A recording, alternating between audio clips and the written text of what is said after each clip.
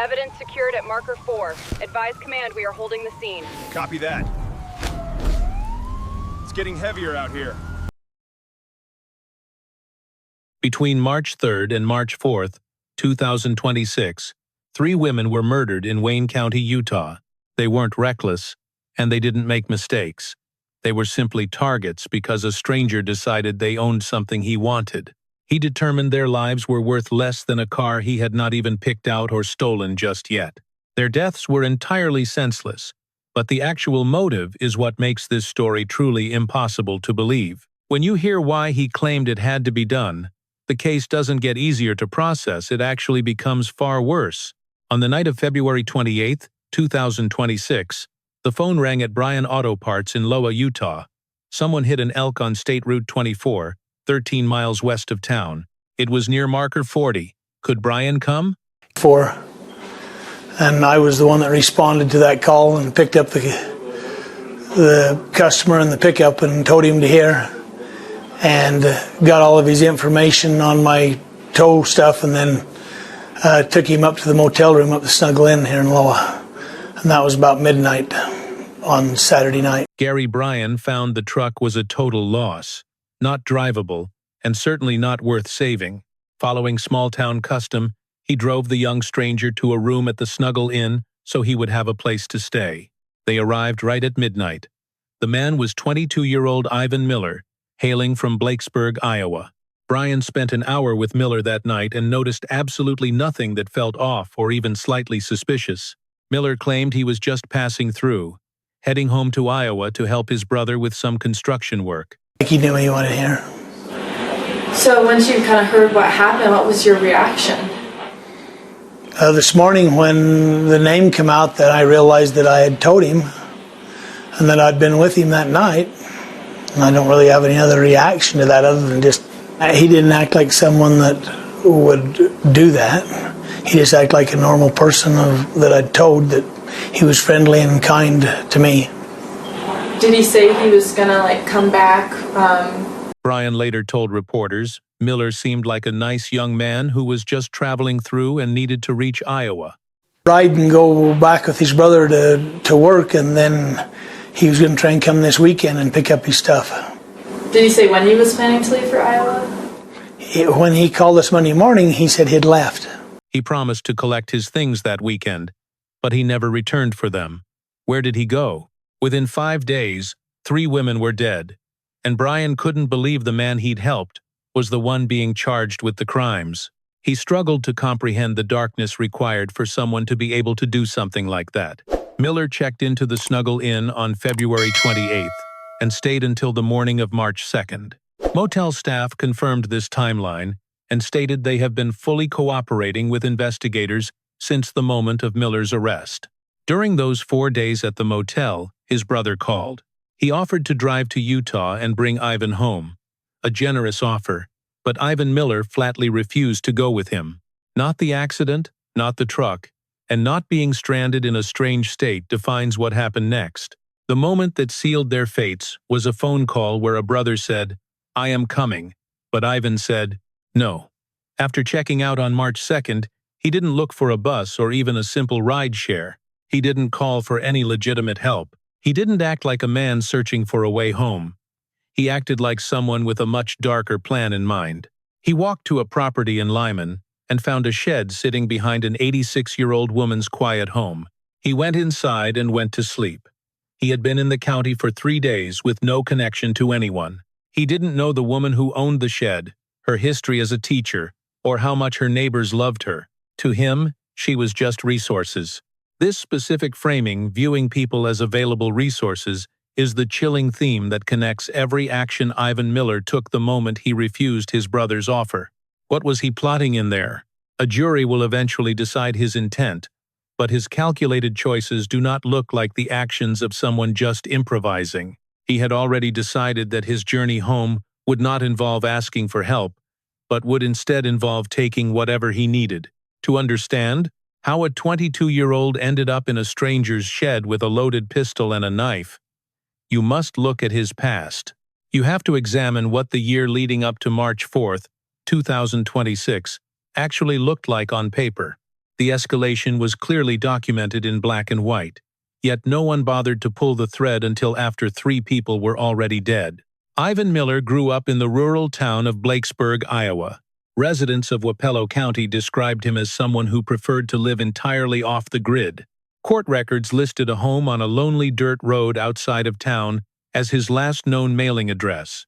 His family, including the brother who offered the ride, has declined all comment throughout the entire length of this investigation. The public record is the only window into Miller's slow, visible drift toward the violence that defined that March weekend. A warrant signed after 3 murders began, with a seatbelt ticket in September 2023, Iowa, 2024. Just a window tint violation. This digital footprint shared by millions is meaningless when viewed as a single, isolated data point. By 2025, the pace quickens, speeding near Knoxville in March. Why was he starting to run so fast? Speeding again in Albia that May. November 2025 brings a citation for driving into restricted state forest land in Blakesburg. Every charge marks a small, deliberate step past the legal boundary crossed months before. Each entry pushes him further into a territory where the rules of society no longer seem to apply. Why stop now?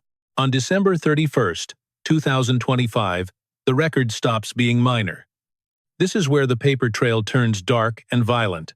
A ranger at Lake Wapello State Park in Davis County, Iowa, walks up to a rental cabin to prep for a new guest. It is unlocked.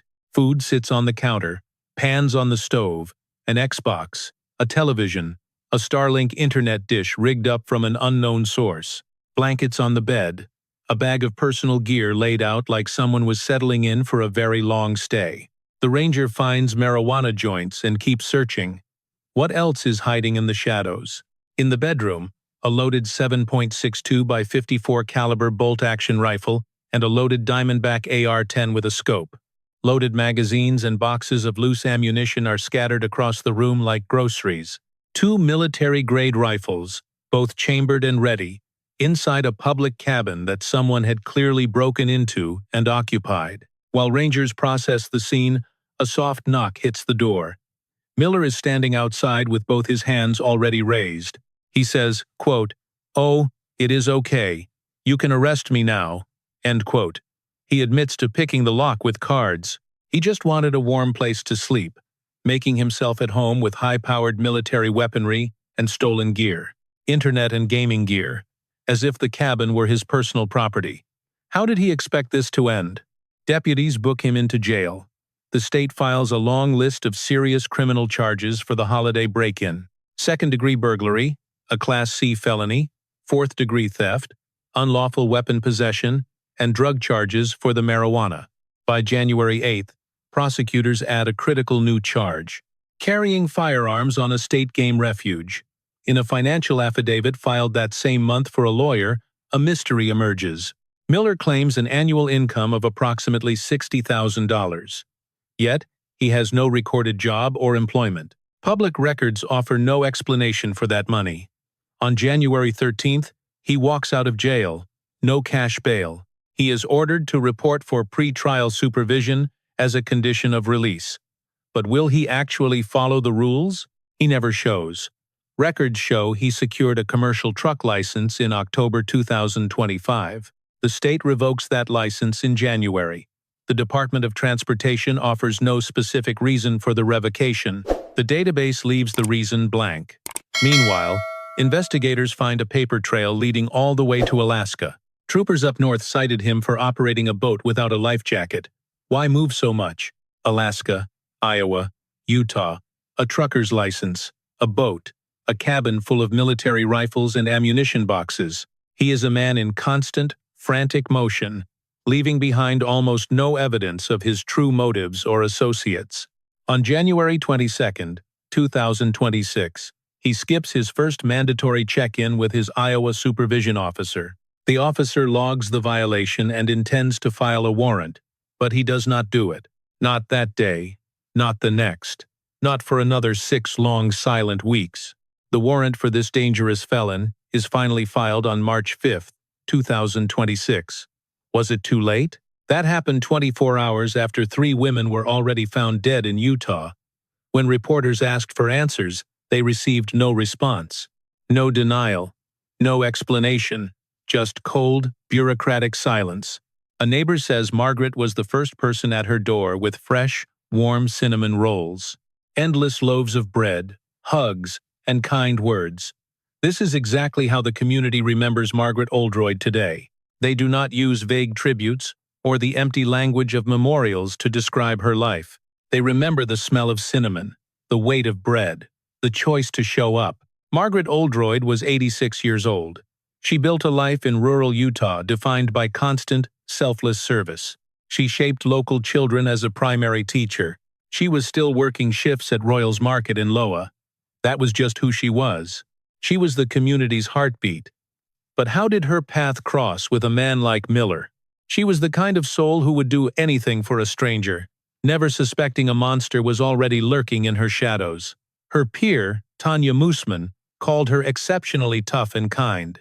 That spirit of service defined her entire life. Once the news spread, neighbors at the local grocery store gathered by the registers to weep and recount stories of her kindness. A resident remembered Margaret Oldroyd as her first elementary teacher. Another local woman draped poles in Lyman with pink ribbons to honor the fallen educator. Little did anyone know that on the morning of March 3, 2026, a 22-year-old Iowan had already breached the perimeter of her quiet home, located the shed at the rear of her home, and decided to stay the night. According to charging documents citing Miller's post-Miranda FBI interview in Colorado after his capture, he spotted a Buick LeSabre sitting in the driveway of the residence. He observed Margaret as she pulled out. He sat there, lurking, waiting for the property to fall silent. Then he breached the front entrance, stepped into her living space, and wedged himself behind a door. He waited for her to walk back into his trap. When Margaret finally returned and sat down for an evening of television, Miller emerged from the shadows like a ghost. He fired a Rock Island .45 caliber 1911 pistol directly into the back of her head. She never even turned around. She left this world without a single second to realize that a monster was standing in her living room. Later that same day, local deputies arrived at the residence to perform a standard welfare check. They discovered pools of blood in the front parlor and grisly drag marks trailing out toward the rear of the property. Legal filings suggest he utilized a wheelbarrow to transport the remains. Margaret was eventually discovered in a cellar beneath the same shed where Miller had slept the night before. The killer told agents he attempted to scrub away the evidence before fleeing the scene. He snatched her keys, climbed into that Buick LeSabre, and vanished. During his FBI confession, he actually complained to agents that he hated the car and was already planning to steal something better. Margaret Oldroyd was rotting in a hole under her own shed, while her murderer was already feeling inconvenienced by her choice of vehicle. The horror that followed wasn't just a simple spree. It was a cold, logical series of upgrades. He needed a better ride, and he was going to take one. Tory Mayor Mickey Wright heard the news through the grapevine. A friend called to ask if he'd heard about the homicide. He was stunned. When the names were revealed, he had the devastating task of telling his wife she was close friends with Linda Dewey. Why would anyone do this? Wright told the media that this loss is a shattering blow to our tiny, interconnected town. That question, the why, is the same one haunting every resident of Wayne County and every true crime follower watching this unfold. But the answers found in the confession and court filings don't offer any peace. They only offer more darkness. Linda Dewey was 65. A beloved wife, a devoted mother, a grandmother, and a sister. Her kin described her as the pulse that kept their family beating. They weren't using a figure of speech. She was the literal foundation of their entire world. She maintained a web of connections across several continents, loving her family fiercely and receiving that same global love in return. Her niece, 34-year-old Natalie Graves, was a wife and sister whose family now speaks of her with the sharp clarity of profound loss. She was the embodiment of sunshine and grace, cherished by everyone. On the 4th of March, 2026, the pair drove toward the Coxcomb Trailhead, a scenic path on State Route 12 between Torrey and Teesdale. It's a stretch of red rock wilderness managed by the government that tourists drive across the country to see. Their family called this place one of their favorite spots on the planet, their safe sanctuary. They pulled their white 2022 Subaru Outback into the lot and stepped out to enjoy the view. They were there to bond on a hike they both loved. But Ivan Miller was already there, lurking near the Buick he had stolen. He hid the car under a tree. Nearby, investigators later found a live 20-gauge shotgun shell discarded on the dirt. He was hunting. Miller told the FBI he watched the two women exit their Subaru and moved in. He shot Natalie Graves first, hitting her in the chest. She hit the ground. He then turned the gun on Linda Dewey, shooting her twice in the torso as she struggled. He then pulled a large blade from his holster and stabbed her repeatedly, aiming directly for her heart. He dragged both victims into a dry creek bed nearby and laid them side by side in the dirt. He rifled through their belongings and grabbed their credit cards. He even used Linda's card to buy fuel for the getaway. He ditched the Buick for the Subaru Outback, the upgrade he wanted, and pointed the car east toward his home state of Iowa. He told investigators he didn't enjoy killing, but he needed cash. When Linda Dewey and Natalie Graves vanished, their husbands went searching. Both men reached the Cox trailhead at 4:25 that Tuesday afternoon. They discovered their wives lying in the creek bed. They dialed 911. After that call, the investigation exploded into high gear. Wayne County dispatchers clocked the emergency call at 4:25. Officers hit the Coxcom trailhead and confirmed a double homicide. Right away, they spotted a vehicle that simply did not belong. A deserted Buick sat partially hidden under a tree near the entrance. Utah plates. The police ran the numbers. Records linked that car to a woman in Lyman, roughly 10 miles away. The hiker's Subaru was missing. Officers raced out to the specific address listed on the registration. They found blood pooling on the living room floor and drag marks leading out back. A wheelbarrow sat near the shed. They followed the trail. Margaret Oldroyd lay dead in the cellar beneath her own property shed. 3 victims, 2 crime scenes, and a stolen car heading anywhere. Public safety triggered a massive multi-agency dragnet. Utah Highway Patrol, the sheriff, and federal land management agents all flooded the rural Utah landscape. The FBI, state investigators, and the crime lab joined the desperate hunt. Technicians processed both scenes, while investigators pushed the Subaru's plate through the license plate reader network. Could the cameras actually catch a ghost? This automated system photographs every vehicle on the highway, checking them against criminal databases in real time to find the suspect. They caught a break. The Subaru passed through Bicknell at 10:32 that morning, hours before the bodies were even found. By the time the search began that evening, the automated license plate reader trail was hours cold. Then, one husband provided the breakthrough that would ultimately blow the entire manhunt wide open for the investigators. He checked his phone. An app linked to his wife's Subaru used a fob tracker displaying the car's live GPS coordinates in the palm of his hand. He tapped the screen. The fob was active. He handed the live location data to the investigators immediately. Using that GPS signal, police tracked the vehicle out of southern Utah, across Arizona, and deep into New Mexico's state borders. At 9:13 p.m., the signal pinged near Farmington. By midnight, he was in Colorado.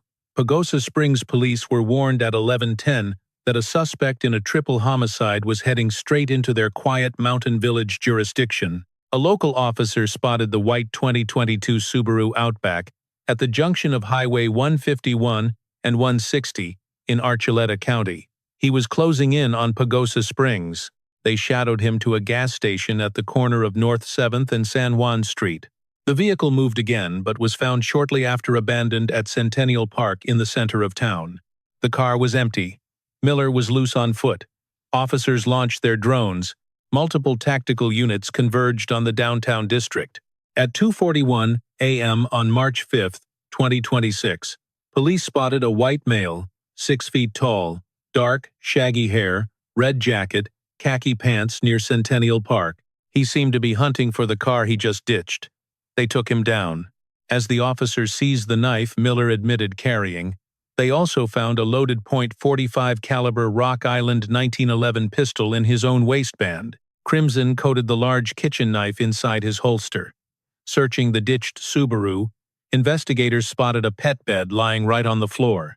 They found boxes of Pop-Tarts, cereal, milk, and two 20-gauge shells resting right under a mobile phone connected to the charger, sitting directly inside the center console. He had driven all night, stopping for snacks and supplies. He charged his phone and moved east with the same chilling normalcy he had shown for the past 24 hours. When Pagosa Springs police cuffed Ivan Miller at 2:41 in the morning on March 5th, without being asked, he confessed he was from Utah and had killed someone. No denials, no lawyers. He simply stated his crimes like he was merely ordering coffee. He offered the confession as if it were vital data they needed. They moved him to a formal interrogation room. Reading his Miranda rights, investigators conducted a second interview with the FBI in Colorado. He walked them through every horror with cold specificity. He mentioned the elk, the tow truck, and the motel without hesitation. He detailed the shed, watching her drive away, entering the home, and crouching silently behind the front door. He recounted the shot, cleaning the floor, the wheelbarrow, and dumping her in the cellar. He disliked the Buick, so he drove to the trailhead searching for a ride. Watching a pair exit the white Subaru, he closed in. The younger woman died instantly first. 2 rounds hit the senior hiker. Seeing her struggle, he finished her. He dragged them to the ditch, side by side, took their credit cards, and left. Why do this for a tank of gas? Investigators heard him claim poverty was the motive. Miller insisted he took no pleasure in murder, but saw it as a necessity. Imagine taking a life for a car you would end up hating. When detectives finally asked Ivan Miller about the knife, he didn't flinch, he just reached into his jacket. He handed the blade to the detective like a borrowed pen. It was the same blood-stained knife police spotted in his holster during the arrest. He offered it up mid-interview with a chilling level of casual indifference. That cold demeanor carried into a Colorado courtroom on March 6th for a hearing that lasted barely 14 minutes. When asked for his name, Miller spoke only to spell it out. Those were his final voluntary words. His public defender told the court he would protect his client's rights regardless of the accusations, vowing to fight every single step of the way. Out in Utah, attorneys Neil Hamilton and Katie Filler moved to be officially named as Miller's lead capital defense counsel. Their motion demanded immediate jail access to collect Miller's blood, hair, and other vital physical samples. The filing specifically aimed to document his mental state and freeze essential evidence in time. Words like those are deliberate. You see, top-tier death penalty lawyers do not waste their first week double-checking facts that are already proven. They spend that time framing the narrative, trying to convince a jury that the evidence belongs in a different light. We will eventually see exactly what kind of story they plan to tell a Utah jury. That story began to take shape at a press conference on the morning of March 5th. Lieutenant Cameron Roden told a packed room that investigators found zero connection between Ivan Miller and any of his victims. When pushed for a motive, he used just one word: convenience. It is a chillingly accurate description, and easily the most haunting detail found in the official charging documents. The motive is no mystery. There is no psychological code for investigators to crack or hidden backstories to find. Miller told them exactly why 3 people are dead. He needed money, he needed a car, and he wanted home. He murdered Margaret Oldroyd for a vehicle he decided he did not even like. So he killed Natalie Graves and Linda Dewey for a better car and stole their credit cards for gas. Then he just headed east. That is the documented reason why 3 women in Wayne County are dead. There is no secret twist waiting in the case file to change why this happened. No evidence suggests that investigators are quietly chasing some other hidden reason in the shadows. He confessed it was for the money, the transportation, and the simple desire to get back to Iowa. The physical evidence, the guns, the bloody knife, the victim's cards backs up every word of his confession. But he also mentioned he did not like doing it, a detail that gives this case its particular weight. It proves Miller understood, in that very moment, that he was taking 3 human lives for reasons that were pathologically small by any human measure, and he did it anyway. This was not a man who blacked out or lost his moral compass in a moment of madness. This was a man who ran the numbers, found the math acceptable, and acted on it. He was 300 miles from home, jobless, and facing a felony charge back in Iowa. His commercial license was revoked, even though his brother had already offered to come pick him up. He carried a loaded pistol he was not legally permitted to touch because of a pending weapons charge. Somewhere in that mess of choices, he decided that 3 lives were the most efficient solution to his problems. The motive is simple, which is actually more terrifying than if it were complex or required explanation. What makes this so hard to process is that the explanation is straightforward, but still feels totally insane. It only proves that a man with a gun decided these cars were worth more than 3 people were. Wayne County District Attorney Michael Wynn has confirmed that his office is officially seeking the death penalty. By law, that formal notice of intent must be filed within 60 days of the arraignment. But that timer has not even started ticking yet, because Ivan Miller is not even in the state. Attorney Clayton Sims noted this 3-state spree will see its most serious legal consequences in Utah. While Iowa and Colorado process their charges, Utah is where the final judgment on his life will happen.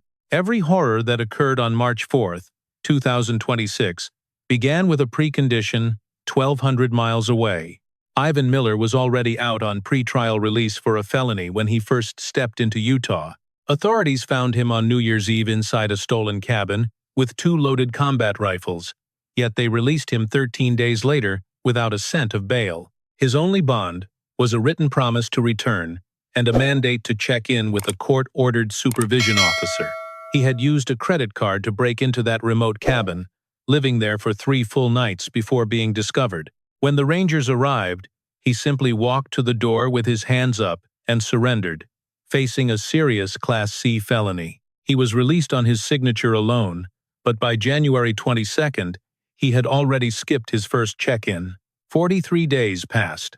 No warrant was ever filed until the Iowa Department of Corrections finally acted on March 5, 2026, 1 day after 3 women were dead. When reporters from the ABC4 affiliate in Iowa pressed the state judicial branch to explain the month-long delay, they received no response. There was no explanation and no denial. There was only silence. This 43-day gap is not just a vague failure of bureaucracy or paperwork in the abstract. It is the specific window where Ivan Miller, a man who already proved that military-grade rifles meant more than rules, roamed free. He had already demonstrated he would not honor his court-ordered supervision and spent those weeks moving through different states entirely unmonitored. He hit an elk in Utah, checked into a motel, turned away his brother, and finally crept into a shed in Lyman. We must look at this timeline with cold precision because these specific dates are the only form of accountability left. Release was January 13th. He missed his meeting January 22nd, and although his officer noted the breach, they did not move. February passed entirely without a single action taken, and by February 28th, Miller had already reached the state of Utah. He hit that animal the same night, checked into the Snuggle Inn by midnight for 4 nights, and rejected his brother's helping hand. He found the storage shed on March 3rd and killed Margaret Oldroyd on the afternoon of March 4th. He murdered Linda Dewey and Natalie Graves just a few hours later, on that very same day. On March 5th, after investigators in Colorado had already confirmed 3 separate homicides and taken Miller into custody, the Iowa supervision warrant was finally filed. 9 days passed between his motel checkout and the murders. 43 days where Iowa held the documentation and legal authority to act. The math here is simple and does not require any further elaboration. Marcy McDonald from the Central Utah Counseling Center told reporters after the killings that the community suffered a total loss of innocence. That shattered peace reaches far past Wayne County because the warning signs preceding these murders were never invisible. They were sitting in Iowa court files, time-stamped and documented as a felony weapons charge and a missed check-in. A supervision officer noted the violation and then proceeded to do absolutely nothing for 6 straight weeks. Whether an arrest in that 43-day window would have changed the final outcome is a question impossible to answer with certainty.